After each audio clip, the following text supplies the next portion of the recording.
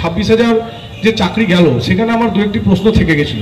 আমি যখনই এটা টিভিতে দেখেছিলাম, তারপরেই আমি বলেছিলাম, আশিস দাকেও বলেছিলাম, যে এত বড় দেশে এত বড় একটা সংস্থা সিবিআই এটা তদন্ত করলো, রায়টা হাইকোর্ট থেকে চলে গেল সুপ্রিম কোর্টে।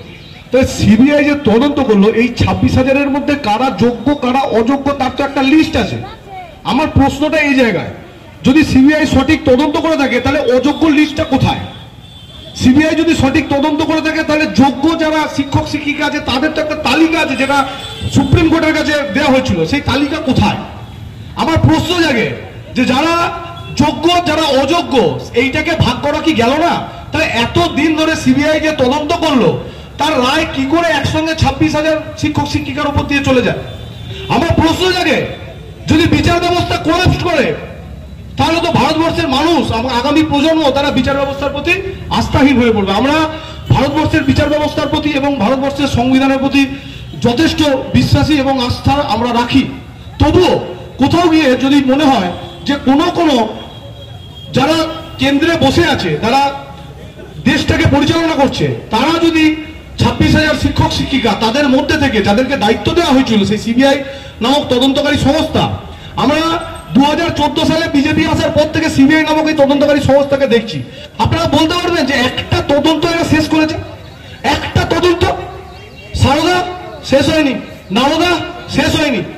যেদিনকে শুভেন্দু অধিকারী তৃণমূল কংগ্রেসে ছিল সেদিনকে শুভেন্দু অধিকারী চোর ছিল, আর যেদিনকে শুভেন্দু অধিকারী বিজেপিতে গেল সেদিনকে হোয়াইট ওয়াশ হয়ে গেল, ওয়াশিং মেশিনে ঢুকে গেল, ও বিজেপির বিরোধী দলনেতা হয়ে গেল, রাজ্যের বিজেপির বিরোধী দলনেতা হয়ে গেল শুভেন্দু অধিকারী, যাকে এই বিজেপি দুদিন আগে চোর চোর বলে চেঁচাচ্ছিল।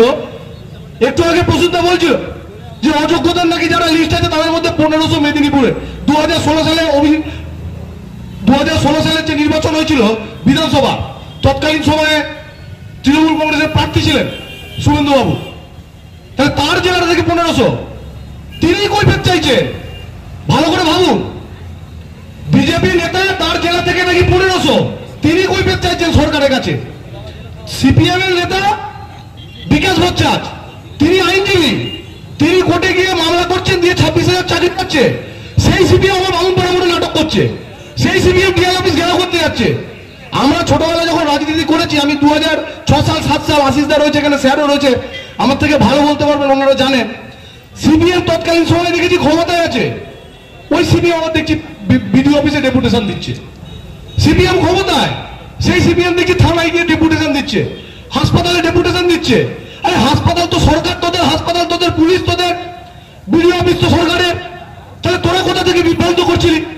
আমরা দেখেছি এটা, যতদিন সিপিএম ক্ষমতায় ছিল ওদের বিভিন্ন সংগঠন ছিল, যারা বিড়ি খায় তারা বিড়ি শ্রমিক, যারা মদ খায় তারা মদ শ্রমিক, যারা সাইকেল চালায় তাদের একটা শ্রমিক, একটা একটা করে খাপ করা ছিল।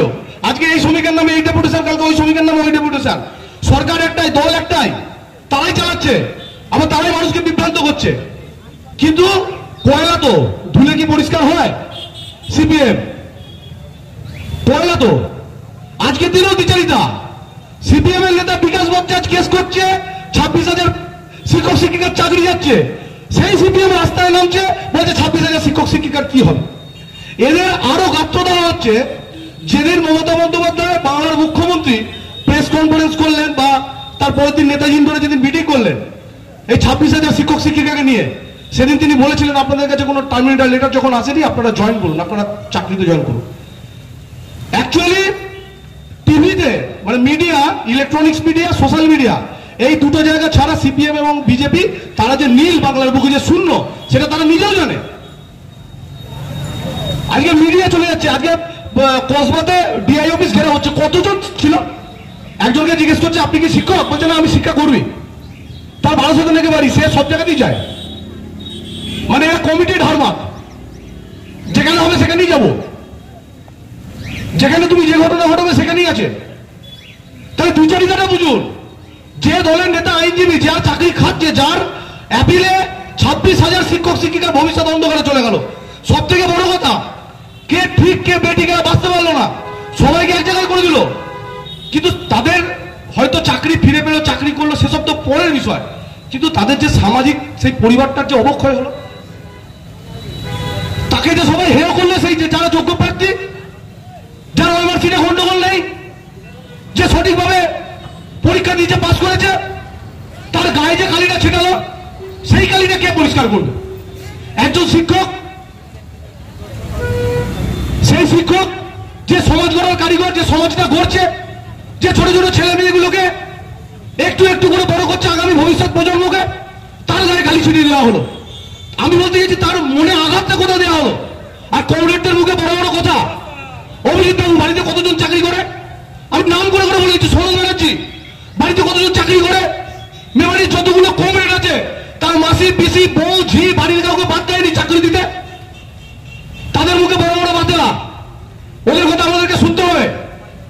আরে মমতা বন্দ্যোপাধ্যায় বাংলার মুখ্যমন্ত্রী, সহনশীল মুখ্যমন্ত্রী, তিনি রবীন্দ্রসঙ্গীত শুনিয়েছেন, কিন্তু এটা কোনোদিন হতে পারে না। বারবার আপনারা মানুষকে বিভ্রান্ত করবেন, বারবার চক্রান্ত করবেন, বারবার ষড়যন্ত্র করবেন। 2024 সালে আমরা দেখলাম আরজিকর নেকি অসভ্যতা কি নোংরা সিপিএম রাস্তায় তৈরি করেছিল, তার ফল কি হলো? মানুষকে বিভ্রান্ত করলো, কিছুদিন মানুষ সাথে থাকলো, কিন্তু মিথ্যার সাথে বেশি দিন টিকে থাকা যায় না।